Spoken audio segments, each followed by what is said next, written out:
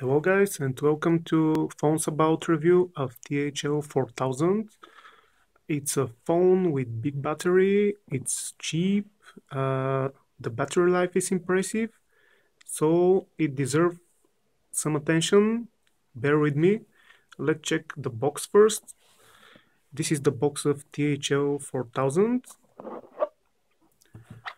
Inside we found one protector.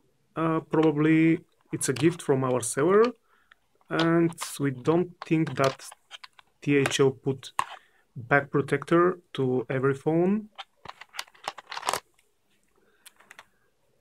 What else we found inside? It's a screen protector.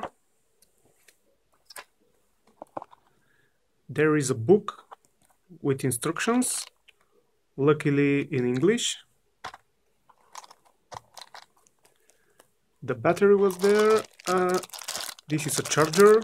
Actually, it's not branded by THL. It just looks like a cheap charger, and we are not sure if it's manufactured by THL, especially for this phone. We have a micro SD card, a gift by our seller as well. And we have a hands-free, micro USB cable, and a car charger. And that's all. Okay, let's move to the phone now. As we said, THL has big battery and it's very cheap. This is what attracts our attention. It's a quad-core phone with 4 processor, clocked at 1.3 GHz. It's an MTK processor, which is placed in lots of cheap Chinese phones. The camera is 5 megapixels. And the front one is 2 megapixels. Okay, there is something like which look like a metal frame, but actually it's plastic. The screen is 4.7 inches. It's QHD resolution. The buttons here are backlighted. You see the light, but it's only when you press the button. So basically, if you operate the phone in a dark room, they will not light unless you press them. Okay, the phone supports dual SIM standby. Let's open it so you can see it. Okay, come on. We put only one card, but it supports dual SIM standby, one standard SIM, and one micro SIM, which is put under the standard SIM. This is the slot for the micro SD card, and you can see the battery, which is 4000 milliamperes. Actually, the battery life is pretty impressive, and we are, let's say, amazed with our battery life. This is our 5th day with the phone, and it's still on 50%, although it has like 5 hours screen time. We played about 2 hours Asphalt 8, and the phone still has about 50% battery. Okay, let's start it. It's running Android KitKat 4.4. Sorry. Okay, maybe we should decrease the light a little bit. Sorry about the reflections. Okay, let's check it. Maybe this will be the best one. Okay, this is a little bit customized Android by THL. You can see that the icons look customized, but this is maybe the only mark left by THL. It's really close to the stock Android. It's really smooth. It's worked well. We didn't notice any lag. Can say it works really perfect, really smooth. The multitasking is fine. no problem switching between the applications. The quad-core processor do the job well. There is almost no additional functions except, let's say, the go to accessibility, and there is a smart wake. Okay, so the smart wake allows you to trigger different applications by drawing certain gestures on the screen when the phone is with screen turned off. Okay, you see draw seat wake dialer, and this is how it works. And we have the dialer. Okay, it's like a shortcut, and there are different options, like for the browser, the Play Store, the calendar, MMS, torch, which will trigger the flashlight.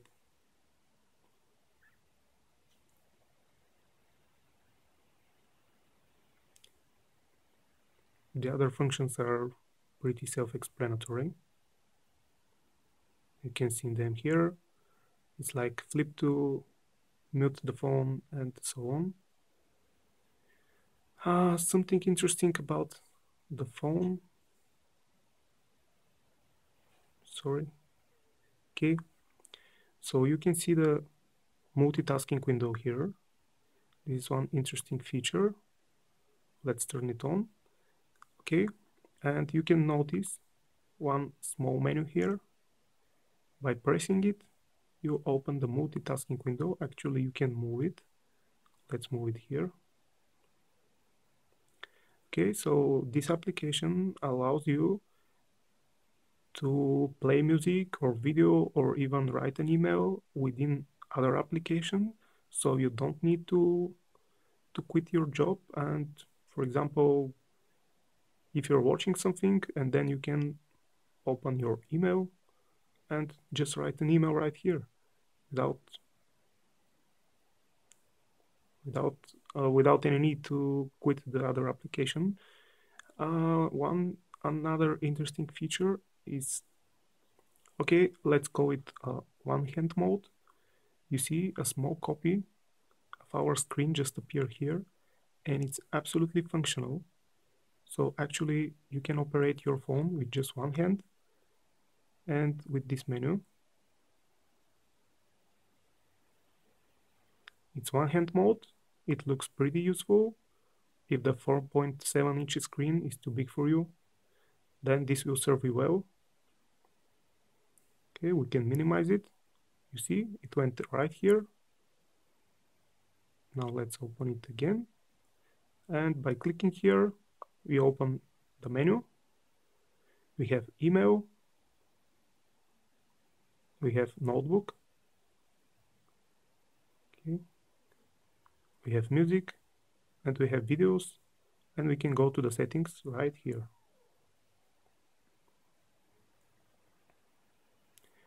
As we said, we are pretty impressed with our battery life. Let's check the stats. Unfortunately, it doesn't give you really detailed stats, and you can see only the top 5 battery consumers, and you can't see how many days did you use the battery, but it's 50%, and it was with Wi-Fi almost always turned on. You see 4 days and 7 hours. Actually, it's almost 5 days. We didn't turn the Wi-Fi on our day one. And the screen, it has more than 5 hours of screen time, and we still have 49% of battery. Impressive. Really, really impressive. This is with a single charge. The camera is 5 megapixels. It takes good shots if there are decent amount of light. The night shots are not really well, and although there are lots of functions, let's check the menu.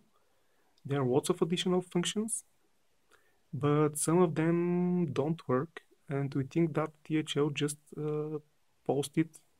just use some menu which is functional with more expensive phone, and they use it with this phone, and that's why some of the functions actually don't work. For example, we have a night mode here, but it actually do nothing. It doesn't improve the pictures. There is an option right here for the quality of the picture. You see picture size, and it says to 13 megapixels. Our camera is 5 megapixels, and it gives us option to take a picture for up to 13 megapixels, but it doesn't work at all. It doesn't make any difference. Let's check the picture quality. We can say that the autofocus is a little bit slow. Okay, you see the autofocus? It's a little bit slow. Now it's focusing, it's ready. It's a little bit slow. It's not so fast. Okay, check again. Working. Focusing, come on. Okay, it's focusing now, it's ready. And it's a little bit slow. The autofocus is a little bit slow, but the picture itself is not bad. You can see the details. It takes decent pictures on daylight, but during the night mode doesn't work. We don't know if this is a software problem or it's not supposed to work at all. The HDR doesn't improve the pictures as well. It doesn't work too. Okay, this is what we found interesting about the phone. It's a little bit thick, it's maybe more than 1 centimeter. It's a little bit heavy, but this is because of the battery. The screen have decent viewing angles, but if you lean the phone, the colors are a little bit changed. They are different. It's getting darker and with a little bit strange colors. So maybe they're not so good, the viewing angles, but they're fine. It's a cheap device. It costs about $100. And for this price, you get quad-core processor, 4000 milliamperes of battery, you get 2 cameras with flashlight. It has 1 gigabyte of RAM and 8 gigabytes internal storage, which is enough. It supports micro SD card and dual SIM. So what we think about the phone? The battery life is really impressive. The screen is good, but doesn't have good viewing angles. The camera, we can't say that it's good. It's average or maybe a little bit below average.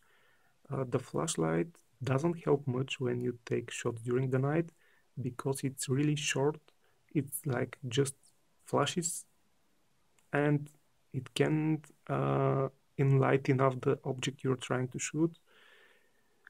The front camera, nothing impressive. The screen has good size, 4.7 inches, but there are thick bezels at the bottom and the top of the screen. The phone works really smooth. We are pleased with the performance. We didn't see any lag, and even heavy games like Asphalt 8 work pretty well. We had no problems at all with the games. We made some benchmarks, and you can see the results in the link at the link under the video. We have some picture samples there. You can see the Antutu score. You can see more details in our review on our website. So that's all. For $100, you get a phone with really impressive battery life, which performs really well. It doesn't have much internal memory, just 8 gigabytes, and the camera is below average, but it's just $100. So if you're looking for a phone which can last for a few days, this is your choice. If you're not willing to spend much money, it's a really good phone for $100. Thank you for watching us, and you can follow the link under the video and check our review. Bye bye.